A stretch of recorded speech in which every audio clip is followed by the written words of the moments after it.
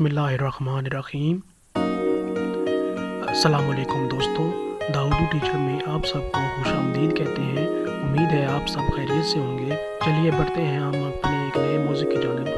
ایک تاجر اپنی محنت سے کامیاب ہوا اور ایک بہت بڑے ادارے کا مالک بن گیا۔ جب وہ بوڑھا ہو گیا تو اس نے ادارے کے ڈائریکٹروں میں سے کسی ایک کو اپنا کام سونپنے کی دلچسپ ترکیب نکالی۔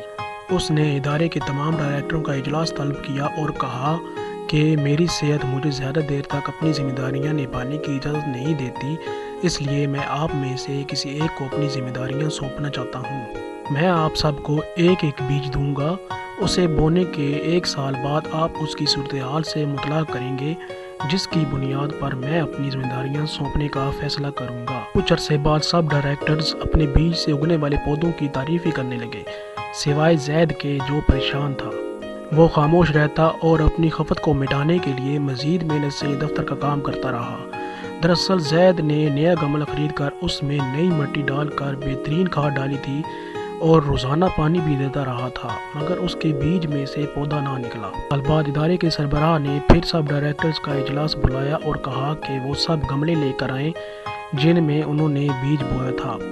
سب خوبصورت پودوں والے گملوں کے ساتھ اجلاس میں پہنچے، مگر زید جس کا بیج اگا ہی نہیں تھا وہ خالی ہاتھ ہی اجلاس میں شامل ہوا اور ادارے کے سربراہ سے دور والی کرسی پر بیٹھ گیا۔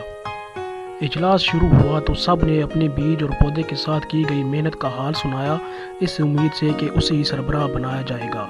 تقاریر سننے کے بعد سربراہ نے کہا، ایک آدمی کم لگ رہا ہے۔ اس پر زید جو ایک اور ڈائریکٹر کے پیچھے چھپا بیٹھا تھا کھڑا ہو کر سر جھکائے بولا، جناب مجھ سے جو کچھ ہو سکا میں نے کیا، مگر میرے والا بیج نہیں ہوگا۔ اس پر کچھ ساتھی ہنسے اور کچھ نے زید کے ساتھ ہمدردی کا اظہار کیا۔ چائے کے بعد ادارے کے سربراہ نے اعلان کیا کہ اس کے بعد زید ادارے کا سربراہ ہوگا۔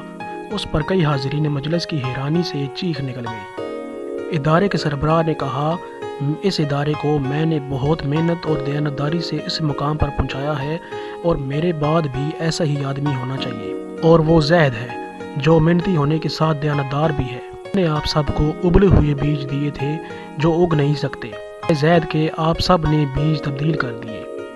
اس پر سب بہت شرمندہ ہوئے اور اپنے کیے کی معافی مانگی اور زید کی بہت تعریف کی۔ اس کہانی سے ہمیں یہ سبق حاصل ہوتا ہے کہ اے بندے مت بھول کہ جب کوئی نہیں دیکھ رہا ہوتا تو پیدا کرنے والا دیکھ رہا ہوتا ہے، اس لیے دیانت کا دامن نہ چھوڑو۔